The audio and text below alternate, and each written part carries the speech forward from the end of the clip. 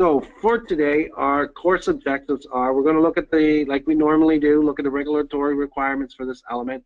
We're going to look at a model of continuous improvement. We're going to look at what orientation requirements there are and what the OSSE requirements are. Our course topics today, lesson 1, we've got 7 lessons. They're short little lessons. The first one is regulatory requirements. The second one is the Plan, Do, Check, Act cycle and the management system principles. There is a standard for training in OH&S, and it is the CSA Z1001, and the 13 is just the year that it was written. The next topic there is what qualifies a trainer, because this question comes up a lot of times with my clients. Then we have the new / worker, young worker orientation, and then there's a section on competency and competency tests, and then the OSSE requirements. This presentation, like the other ones, are a little bit different than what are in your binder. The previous presenter has a lot of the regulations quoted, and all of that information is correct, so I'm taking a bit of a different approach and giving you a bit more added value on top of what was already in the previous presentations that you have in your binder. So jumping right into this, we're going to look at the regulatory requirements, and as we normally have, there's 2 bodies. One is the Workers' Compensation Act. The second one is the Occupational Health and Safety Regulations.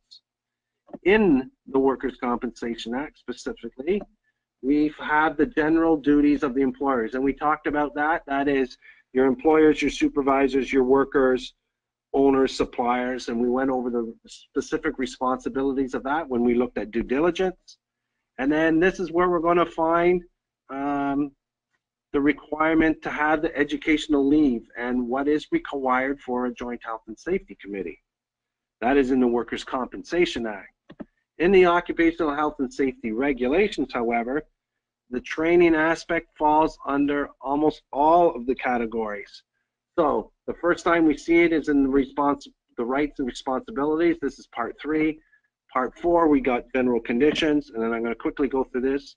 These are all parts of the regulations, the chemical agents, the specific requirements for substance, noise, vibration, radiation, and temperature, PPE and requirement, that's your personal protective equipment, and equipment, confined spaces, de-energization and lockout, fall protection, tools, machinery, equipment, ladder, scaffolding, and temporary work platforms, cranes and hoists, rigging, mobile equipment, transportation of workers, traffic control, electrical safety, and then there's 14 more parts to the regulations, which I'm going to guess that don't apply to you guys unless you're blasting, diving, or you're in construction.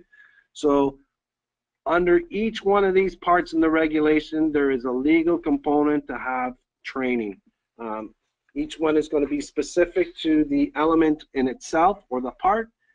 Okay, so the legal responsibilities are found in the Workers' Compensation Act.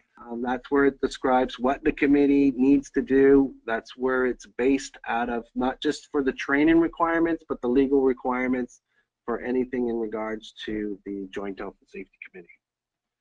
Lesson 2, the Plan, Do, Check, Act cycle. So the first stage of this is the plan, and this is the first phase that consists of where your policies are, what the legal and other requirements are, where you do your hazard assessments and your risk identification and assessments, and we've talked about that, where your OH&S objectives and targets are. This is done in the first phase. This is the planning. The next phase is the do. This is the implement and operational phase. And in this phase, we're looking at preventative measures and protective measures. Just trying to get this out of my screen here.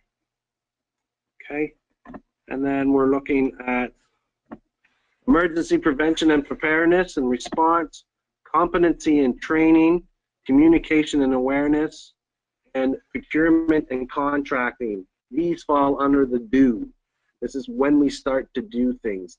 The planning is the thinking, the doing is the exercising of it and getting it done.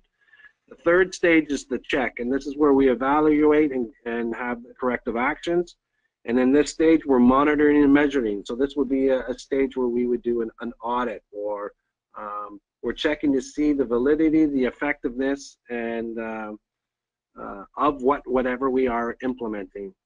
So this is where we'd also do incident investigations and analysis. Then we'd have the internal audits, and we would look at what we need to do for preventative and corrective actions when we're not getting the desired results that we want. This is our checkpoint where we say, yeah, we're meeting our expectations or we're not. And again, we're going to do one of three things. We can either do more, we can do nothing, meaning we're good where we're at and we don't need to do anything, or we can do less if we're doing too much. And our fourth stage is the management review. In this, this is where management is reviewing. We've put a plan in place. Are we meeting our objectives? Management then can make the commitment to whether we're going to put more resources to it, we're not going to put more resources to it, we're good where we're at, we're meeting our expectations. And then this is our continual improvement. The next slide will show what this looks like when we repeat this cycle again. So on this slide here, anytime we do a plan, do, check, act, let's look at the lower circle there. We're creating a standard. No matter what it is, we're creating a standard. So when we do a plan, do, check, act, and we go full cycle on what we want, and we're fine-tuning it and getting it to where we are, the next time we go to a plan, do, check, act, it's now we've raised the standard, because now let's call the first triangle, the lower one, the baseline. When we do a plan, do, check, act, we're improving on what we wanted to do. Now we're going to tweak it and try and make it even better. We're therefore increasing the standard. For lesson number 3, we're going to look at the Occupational Health and Safety Training, and this is the CSA standard. So remember, when we talk about the regulations, we have it's either a the Workers' Compensation Act or the OHS regulation. And if it's stated by WorkSafe, that's our number 1 within the regulations. Second to that, in the hierarchy of looking at what the regulatory requirements are the guidelines.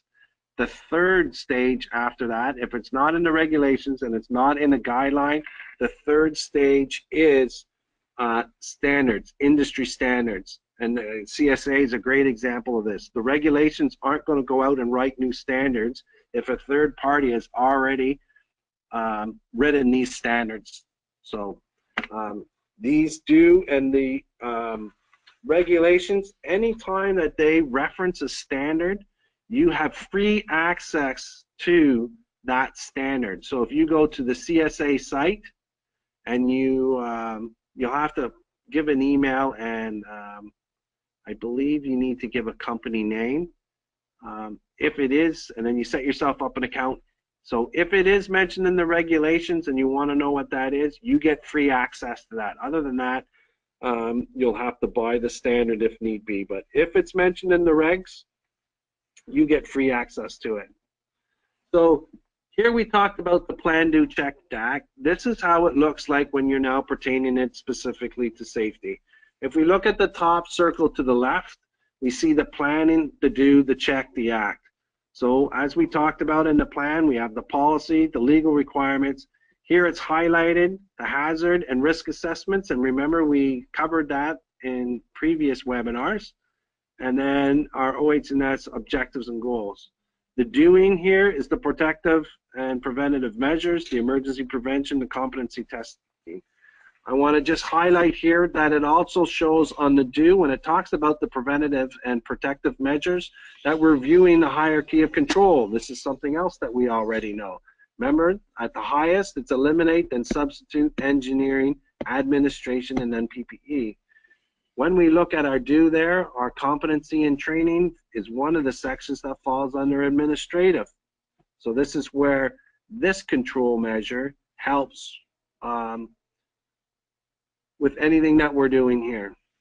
So we have the check and the act. And if we go down to the middle circle here, I know in the material you have in front of you, there's an ADDI or an 80 model, and that's what this describes here. If we look at establishing and maintaining OH&S training program, it talks about the program needs assessment, the design and development, the implementation, and the evaluation, and that's the ADDIE. So the assessment, design, development, implement, and evaluation. I don't want to go into it too much here because I want to spend some more time on another area that's new that you guys don't have material to.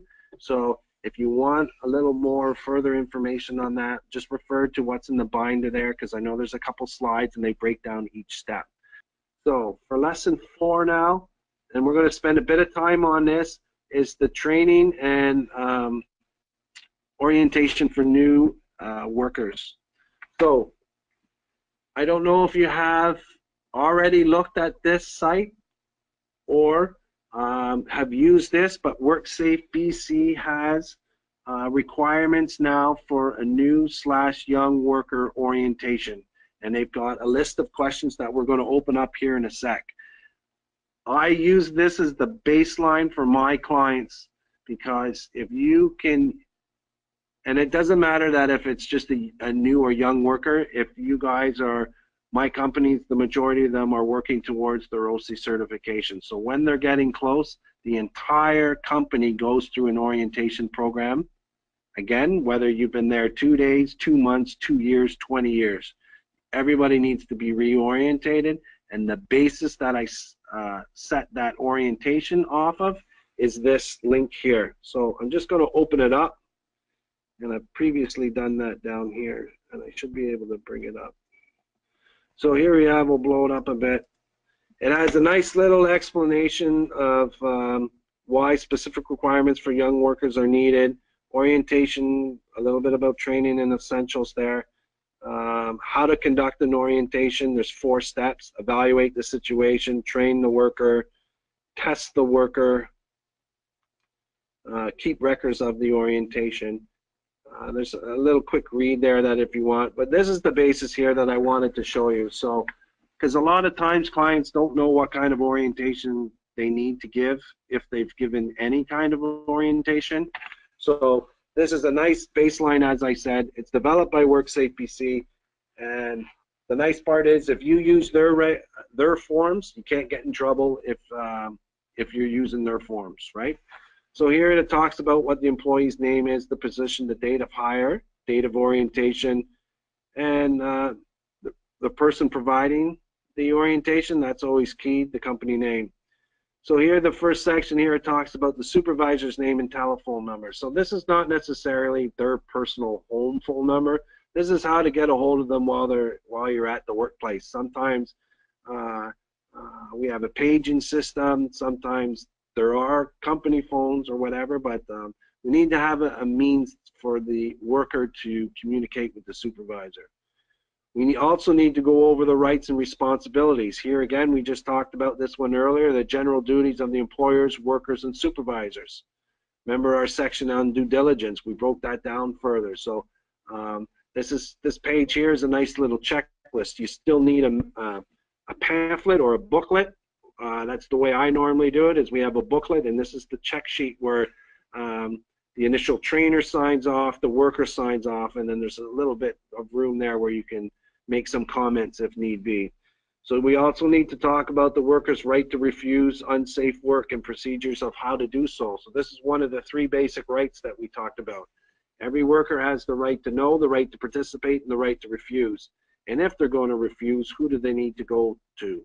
Right? Remember, we talked about you got to go to the supervisor, a joint health and safety committee member, you can go to management, and then at the last resort, you can go to WorkSafe.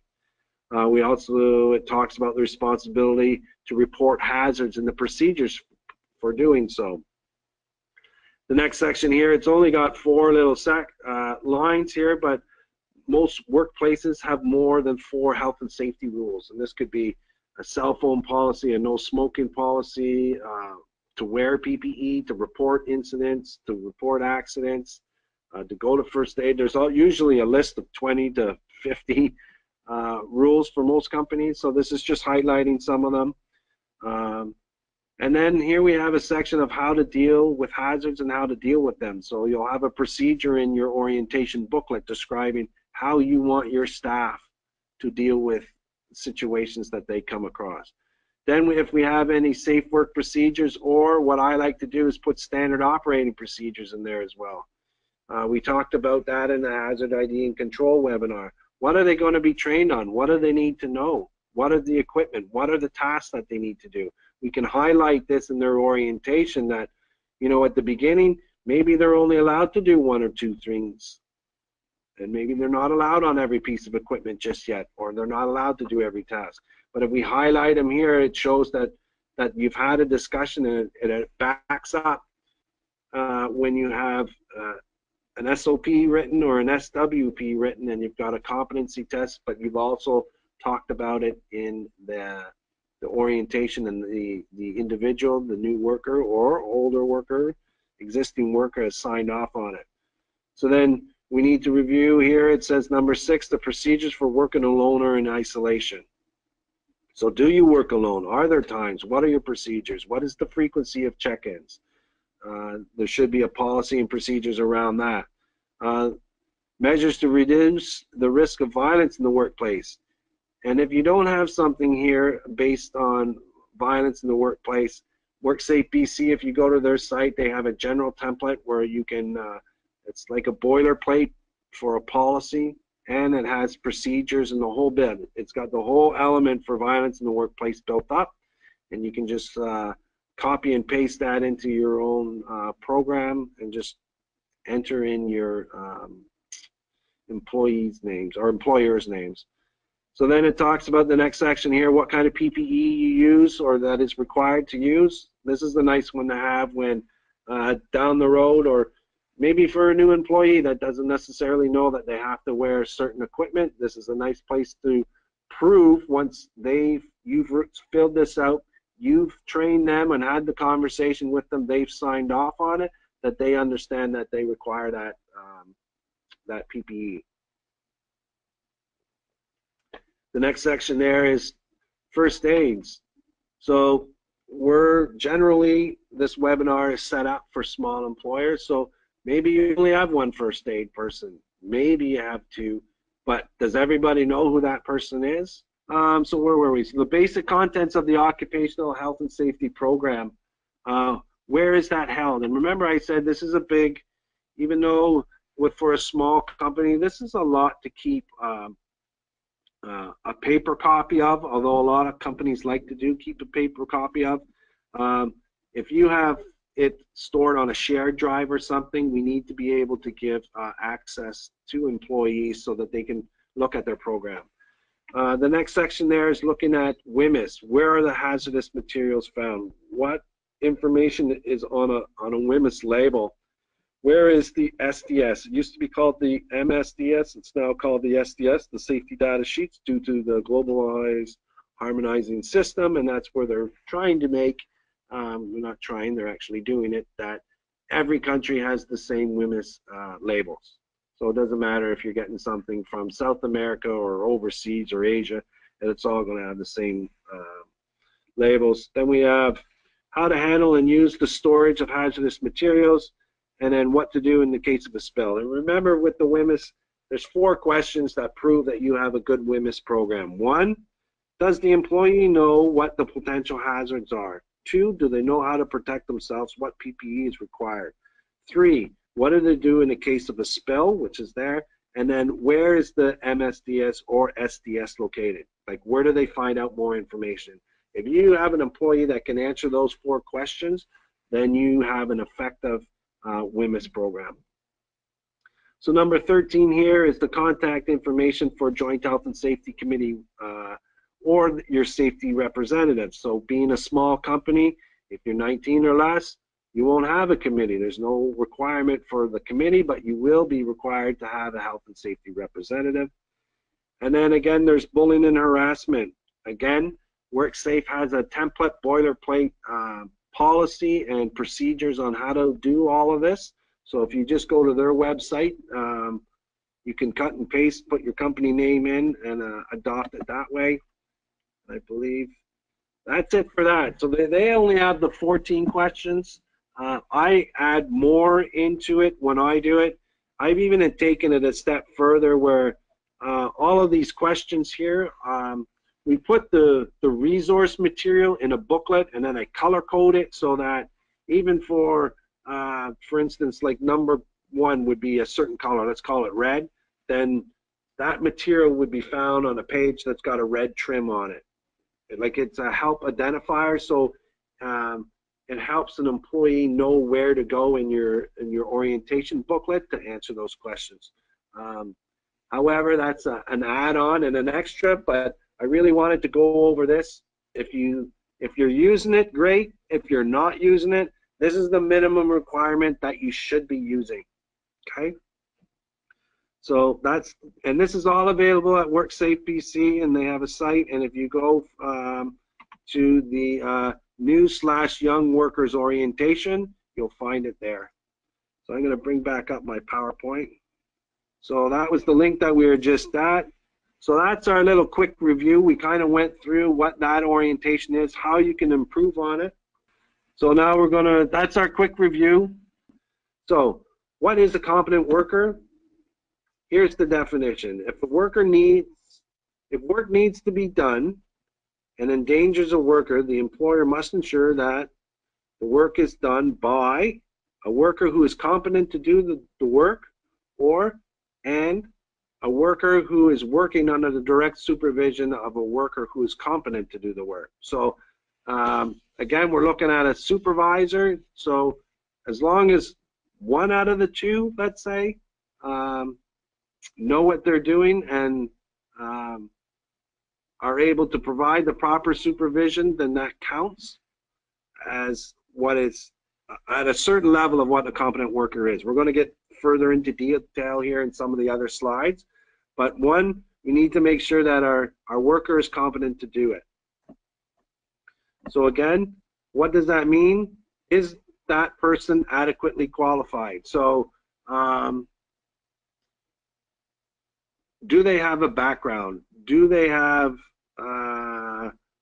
an initiative, or do they have some kind of training that shows that they're qualified to do that?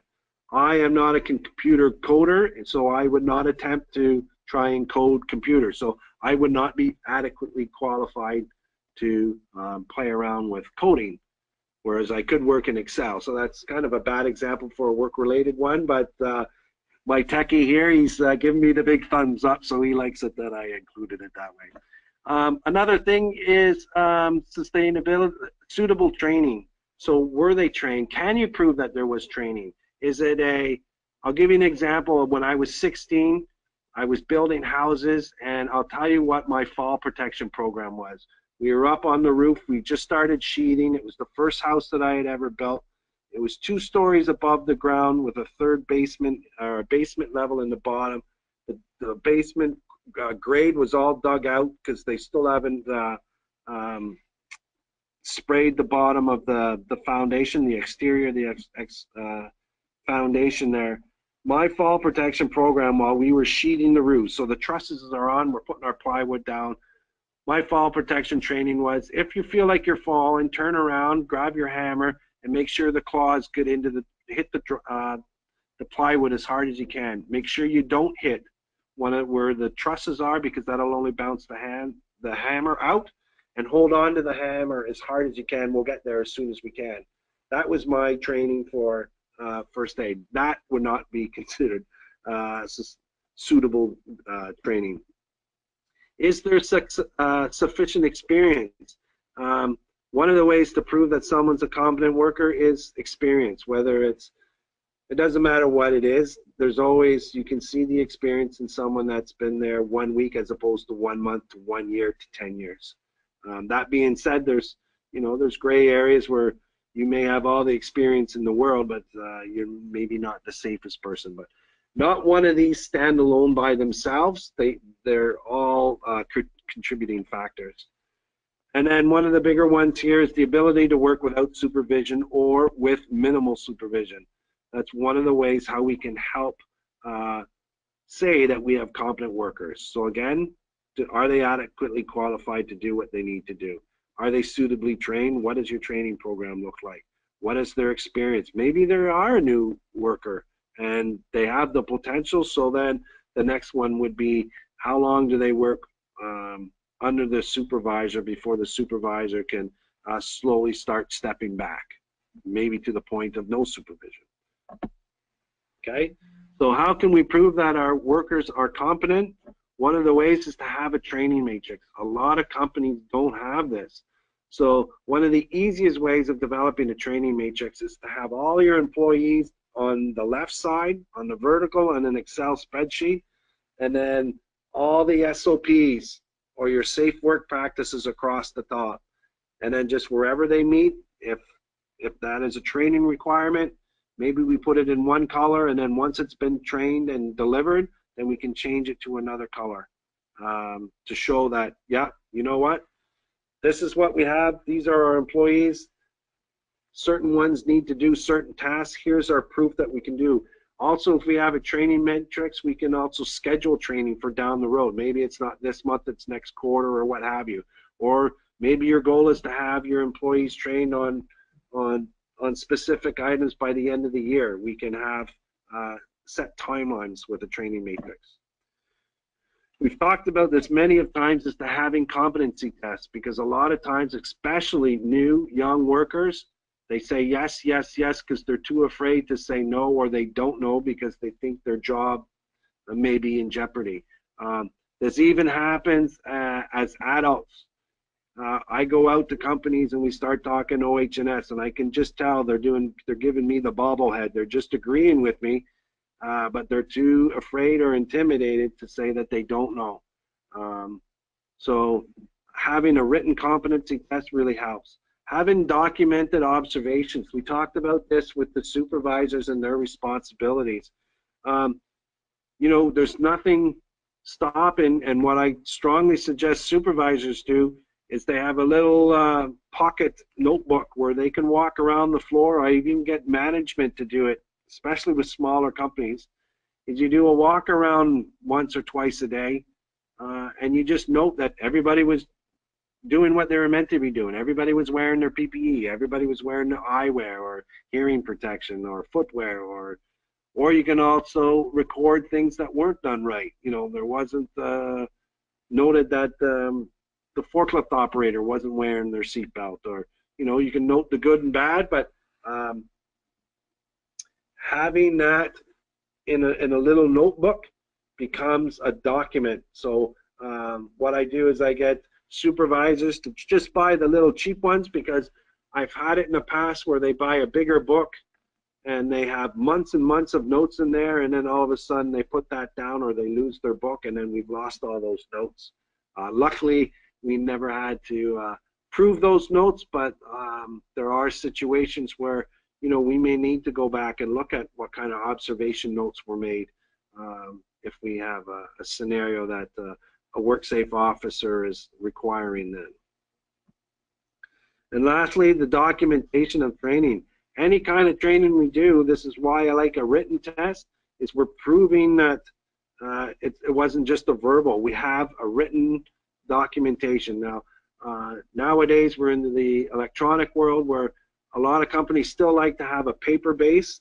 I still like the idea of seeing someone's handwriting when they're filling out questions. But then once we load it up to our cloud or our servers or our shared drives, it doesn't matter what happens to that piece of paper anymore, but at least we have a copy of it. I think it looks more authentic if it is written in their handwriting as opposed to just typed out, because then there's no way to prove specifically who that was, other than taking the word of the supervisor that needs to sign off. If it's in someone else's handwriting, it's pretty much a given there. So I just want to throw in a little section here about training, supervisor training. We talked about this before. Supervisors need training. A lot of companies, what they'll do is they'll put their person that's been there the longest and make them a supervisor, and then bump them up that way on seniority. But as a company, we need to make sure that our supervisors have training. And I'm going to show a link here in a minute, but the competency tests alone do not eliminate the need for proper supervision. Written competency tests prove our due diligence in a way that we have a paper form, but that's not enough to stand alone, and we still need to have the supervisor at some point say, you know what, I feel confident with this person. They've written a competency test, demonstrated what I needed them to do. They've I've watched them, I've observed them, they're doing what we need to do or what that person wants them to do. I feel confident that I can now walk away and let them do it and maybe check up on an hourly or a daily or a weekly schedule or whatever that may be. This is the link here.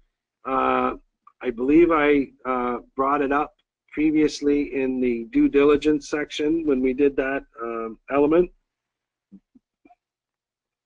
This gives you a free certificate from WorkSafe BC. It's free, it's online. You don't have to do the entire thing all in one go. You can do a module and then shut her down, come back to it a day later, a week later, or whatever. This is free training. Again, because it's WorkSafe BC, you can't get knocked for, you know, if something was to happen and you want to prove that your supervisors are trained, this is one way that you can do it. And again, it's from WorkSafe. So you know it's coming from a good source and they're not going to knock you for using their equipment or their documentation.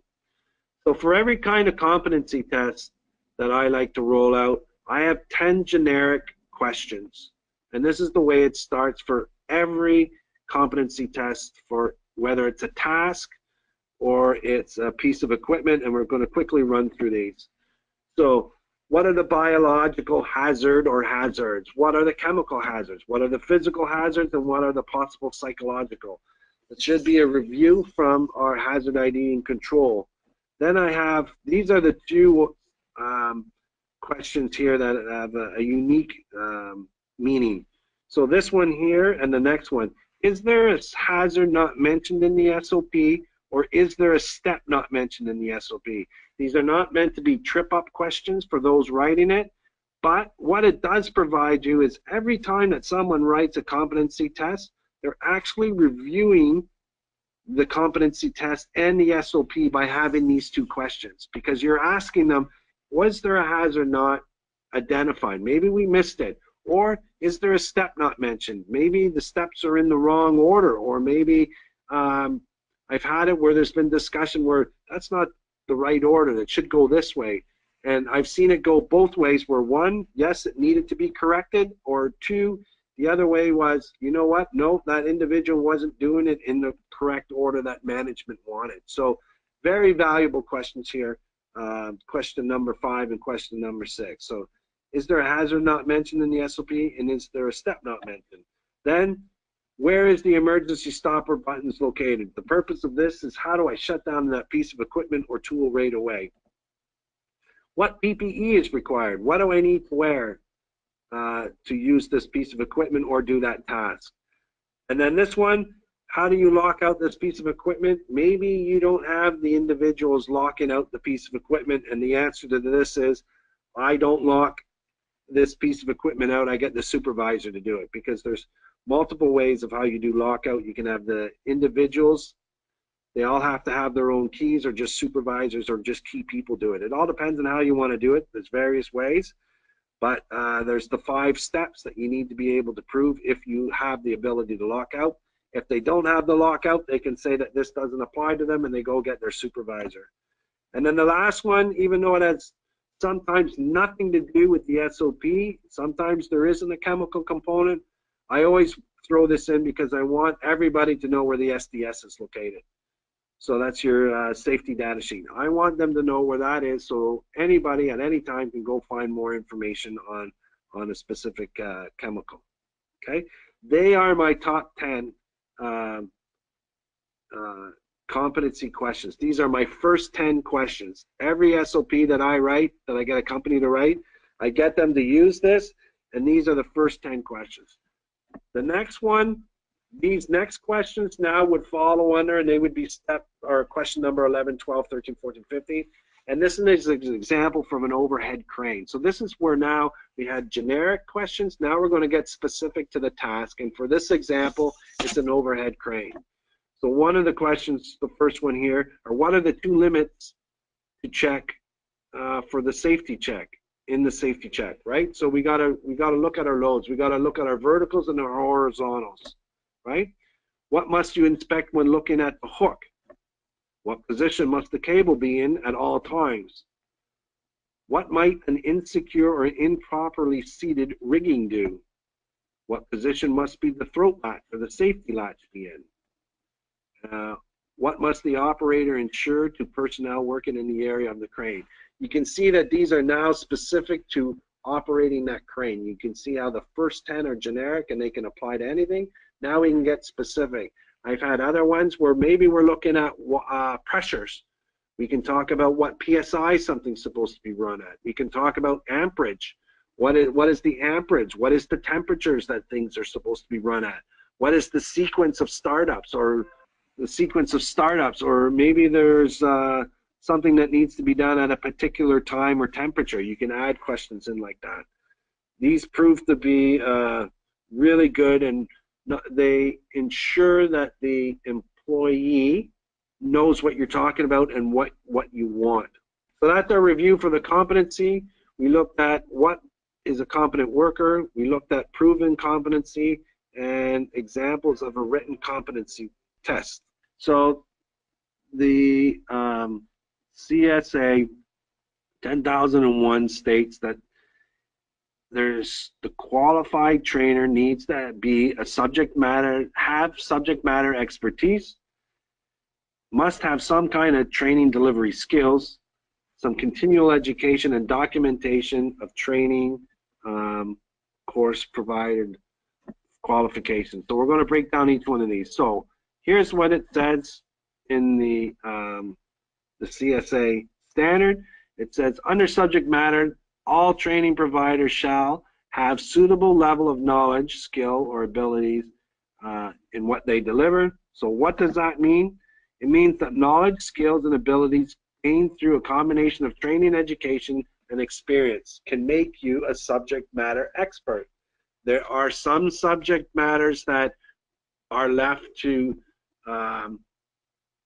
those with specific skills. Like if we're talking confined space entry, that's a specific skill. If we're talking first aid training, unless your individual has their first aid training certificate, like an instructor's certificate, just because they took an OFA 1 or an OFA 2 or 3, that does not make them a subject matter to be teaching other people first aid, unless they have their instructors. So again, if it's just a procedure or a task, if they have the knowledge, the skills through training, education, and experience, that can make them a subject matter expert. Next section here, or contributing factor there, is training delivery skills. So the standard says that all training providers shall be competent in delivering techniques and method approaches to adult learning. So what does that mean? They need to be competent and be acquired through a combination of training, education, or experience. Again, very similar to what it said before, but we need to look at how adults learn. We talked about the 3 different types of learners in a previous webinar. We need to be able to look at that. We also need to be able to know our employees and what works better for them. Is it something visual? Is it something written down? Or maybe they're very tactile and they need to be hands-on. We need to also be able to mold it so we get the best results when we deliver our training. Continuing in education. The standard says that the training provider shall maintain their training skills by participating in continuing in education or development programs or through experience related to their subject matter expertise and delivering skills. So what does that mean? Here, depending on what it is, just like what I said, with first aid or confined space, in some jurisdictions, you can't just have your own in-house person train on certain specific matters. You need to go. A good example is a train-the-trainer. If any one of your staff is training other people beyond, I would say not even beyond your normal SOPs, I would prefer and recommend that anybody that's delivering the training to have a train-the-trainer certificate, because you can get a general one, you can get one for cranes, platforms, forklifts. Depending on where you are and depending on what the topic is, you may have to get a third party to deliver that training. And lastly here, the last one is the documenting of training courses provided qualifications. So what this says is to maintain the documentations to demonstrate subject matter experience training. So if something happens and they question the training, we need to be able to prove that the person delivering the training is a subject matter expert, has some skills of delivering a workshop, SOPs, whatever, and then preferably some kind of continual education on the matter. So what does this mean? Examples of the documentation can include an experience sheet, very similar to a resume, continuing educational course certificates, accreditation or other certificates adhering to accredited standards. So I have my air conditioning refrigeration license and my gas fitters license. So I would consider myself a subject matter expert because I've got the experience, I've got the years behind me. I also got the journeyman tickets behind my name as well. So I would be a qualified person if I was working for a company and I needed to train fellow workers that. So it's all along those lines, and then any kind of licensing or registration. So lesson 7 now, we are going to review the OSSE requirements. This is going to be very quick. Your notes already have all of this, so I'm just really going to hit the headers and quickly go through it. So we have the OSSE requirement. In this section here, we're going to talk about process, new employee orientation, job-specific tasks, ongoing training, competency checks, and program review. So now we talked about the legal requirement.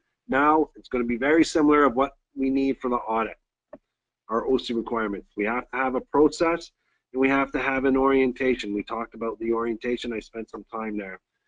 When we look at this next page here, new employee orientation training includes the following content components. The audit is very similar to what WorkSafe BC set up as their new worker orientation.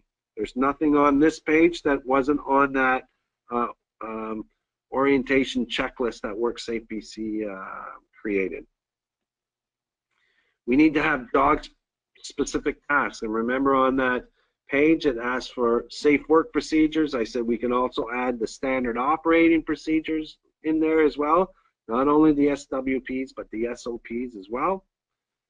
We need to have ongoing training. So the general rule for the OSSE audit is when we do a hazard assessment, we're rating either a task or a piece of equipment, either an A, B, or C, or a high, medium, or low risk, right?